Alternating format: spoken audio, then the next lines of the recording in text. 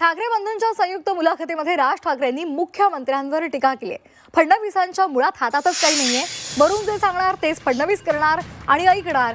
सही करण्यापलीकडे त्यांच्याकडे काहीही नसतं.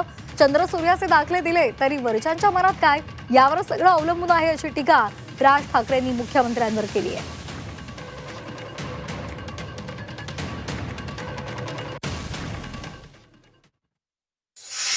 ही स्क्रिप्ट किती वर्ष तुम्ही चालवणार आहे?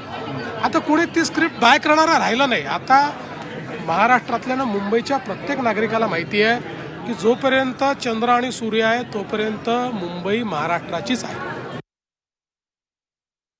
पण राज्याचे मुख्यमंत्री देवेंद्र फडणवीस यांनी परवा गर्जना केली की सूर्यचंद्र असेपर्यंत मी मुंबईला महाराष्ट्रापासून वेगळं होऊ देणार नाही. तुम्ही याच्यावरती विश्वास ठेवता का?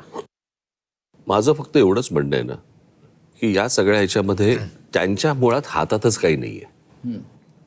इच्छा चांगली आहे पण जे वरतून सांगितलं जाणार तेच त्यांना ऐकावं लागणार.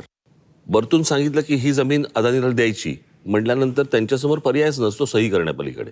सो वरच्यांच्या मनात काय आहे हे जास्ती महत्वाचं आहे. इकडच्या लोकांच्या मनात काय आहे हा विषयच येत नाही ना. त्याच्यामुळे त्यांनी चंद्रसूर्याचे कितीही दाखले जरी दिले तरी वरती जे बसलेले जे दोघे जण आहेत त्यांच्या मनात काय आहे हे पहिल्यांदा आपल्याला कळणं गरजेचं आहे आणि ते कळतंय.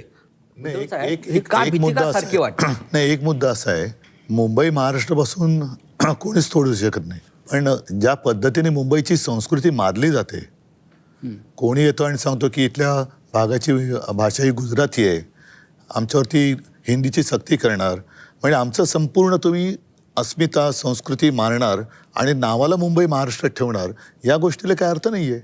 बरं, हे यांना जसं आता राजने म्हणाले, हे बस म्हटलं का बस, उठ म्हटलं की उठ म्हणणारी मानणारी लोक आहेत, यांच्यावरती काय विश्वास ठेवायचा?